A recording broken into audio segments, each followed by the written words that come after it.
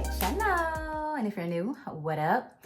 So you guys, today I'm going to be giving y'all my thoughts on the newest fragrance release from Kayali. This is the Yum Pistachio Gelato 33 Intense EDP. And me being a gourmand addict, I had to jump on this fragrance. And y'all know I'm typically not a fan of the Kayali fragrance line just because I feel like with their fragrances, they always describe them to be one thing, but then they end up being totally different. And I understand that fragrance is subjective, but I feel like they miss the mark by a lot when they describe their fragrances and then you finally get it home and you're like, this isn't what I thought it was going to be. So I typically do not go for the Kayali line of fragrances, but I had to get this one. The way it was described, the scent notes, everything felt like it was going to be something that I would love, being the gourmand foodie lover that I am. So if you guys want to know if this missed the mark for me or if I like it, if I'm on the fence, whatever the case may be, just keep on watching.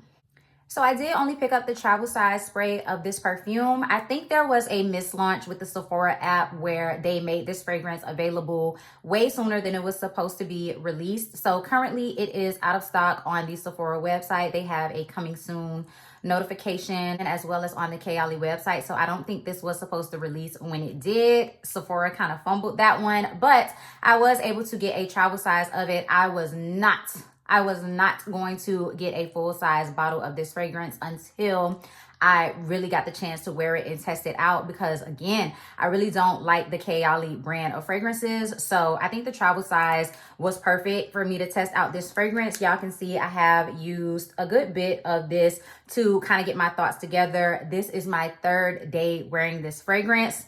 So I kind of feel like that's very telling. That's a little bit telling. So I'm just gonna go ahead and put it out there right now. I'm not in love with this fragrance, but I don't hate it either. I just, once again, feel like they described this to be one thing and then it ended up being something not totally different, but definitely different than what the average consumer was going to think when buying this fragrance. So I'm not mad at it, but it's definitely not this super creamy, fluffy gelato, whipped ice cream fragrance. That's not what this is. So if you're a gourmand lover like me and you are expecting something super heavy and creamy and sweet, it's not that, okay? So the scent notes for this perfume, there's a ton of scent notes, but in the beginning you have bergamot, you have the ice cream, you have rum, you have cardamom. So the top notes of this fragrance are kind of heavy. They're kind of spicy. So the top notes for this fragrance, there's a lot going on, okay? You have the pistachio and the ice cream, but then you also have bergamot, you have rum, you have cardamom. So there's something a little bit more heavy about this fragrance. Kayali, they tend to do that. I don't know if it's because of their like background, but they tend to always put some heavy, spicy notes in their fragrances. And for me, that's always a deterrent because I just feel like I do not want super heavy, super spicy, leathery, woody, and nutty type of notes in my fragrances all the time. And I feel like that's where they really emphasize on their fragrances. So in the beginning, when I first sprayed this fragrance, I'm wearing it now, but I did spray it again like 20 minutes ago. When I first sprayed this fragrance, I definitely get a blast of citrusy bergamot. Like it's heavy, heavy, heavy on the bergamot, but in the background, I can kind of get the other notes. Like I can kind of get this nuttiness. I can kind of get the rum. There is a like pistachio, cardamom, hazelnut nuttiness in the beginning. So I do get that, but I feel like it's very much in the background and it's overtaken by the bergamot. Like it's so heavy on the citrus in the beginning. Once we start to dry down a little bit with this fragrance, I do start getting some of the mid notes. Like the mid notes has florals and it also has raspberry. And I start to get something tart and tangy. Like I feel like the bergamot was citrusy, but now I start to get something more tart and tangy, something a little bit like floral and aromatic. So I'm just gonna assume that that is the mid notes. There's some Lily of the Valley in here, and Lily of the Valley always in fragrances gives this very aromatic, outdoorsy, airy quality to it. So I'm definitely getting that in the middle when it's drying down. And then I also feel like there's something green about this fragrance in the mid note. So there's also some jasmine in here. There's some peony, there's some geranium. So I do feel like there's a green tinge to it. So for the first like few minutes of the fragrance, all the way up until I'd say about 30 minutes to an hour, you're getting this citrusy, nutty, aromatic green fragrance, which is not what we were expecting, obviously, from a perfume described to be a gelato pistachio ice cream fragrance.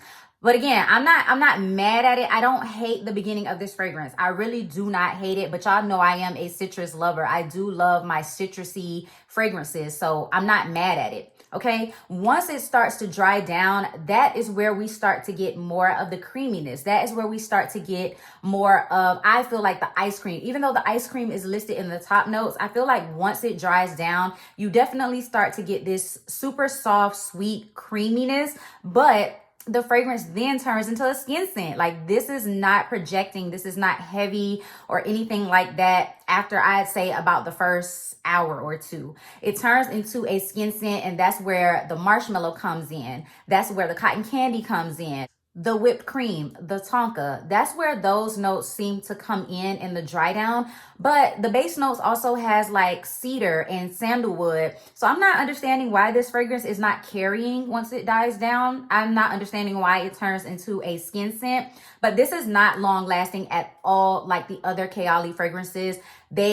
Majority of them seem to be beast mode. Vanilla 28, which is another Kayali fragrance that I do have that I don't love. That one also is not a long lasting projecting type of fragrance. Like, it lasts good, but it's not like projecting and heavy. So I feel like this one falls kind of into that category. You know, when you first spray it, you can smell it. Other people can smell it. It creates a nice bubble around you. But as you start to wear it past the 2-hour mark, it kind of turns into a softer skin scent. Now, definitely y'all already know I have my tricks to get this to last longer and project more and everything like that. But just wearing it for the last couple of days, that's something that I noticed. Like, maybe I went nose blind to it. Maybe I should have asked somebody if they could still smell my fragrance. But I'm telling y'all, like, it becomes a skin scent where I have to like search for it after like the second hour. But I'm not mad at this fragrance. I don't love it enough to go out and buy a full-size bottle. I don't even think that I would want to buy a 1 ounce. Like, this isn't something that I'm specifically checking for, and it's not something that I need, that is a necessity for me. I just, I don't dislike it.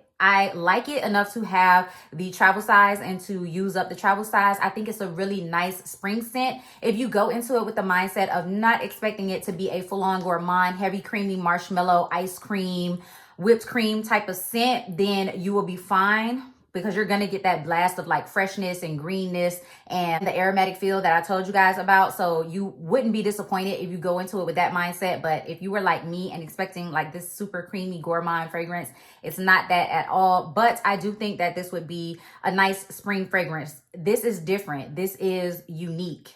Definitely unique to my collection.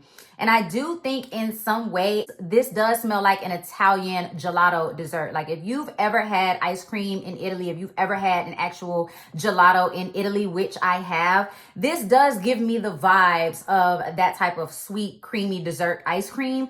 But it's just not like super creamy. All of the other added notes in it definitely gives it something totally different. It's not super, super creamy. So if they named it Yum Pistachio Gelato, I definitely feel like they could have done better, and they could have did without some of the scent notes that they added to this. But I think that's just the Kayali brand in general. They are going to throw a bunch of notes together, call it one thing, and then the general public is not going to feel like that's what it smells like. But yeah, I don't know what else I can say about this fragrance. Definitely is not blind buy safe. Definitely go ahead and try this out to see if you like how these scent notes play with each other. But that is my review of the Kayali Yum Pistachio Gelato 33 perfume. Yeah, I hope you guys enjoyed this video and my review. I hope I was thorough enough for you guys and I gave you guys exactly what I smelled with this perfume so that it's helpful, so that you can know whether you need this fragrance or not, especially if you have to blind buy. Thank you guys so much for watching. If you enjoyed it, go ahead and give it a big thumbs up. Leave me a comment down below letting me know if you enjoyed it. If you're new, you should definitely go ahead and hit that subscribe button, join the Fragrance and Beauty Army, as well as that bell notification so that you can be notified every single time that I upload a video. And I'll see you guys in my next one. Peace.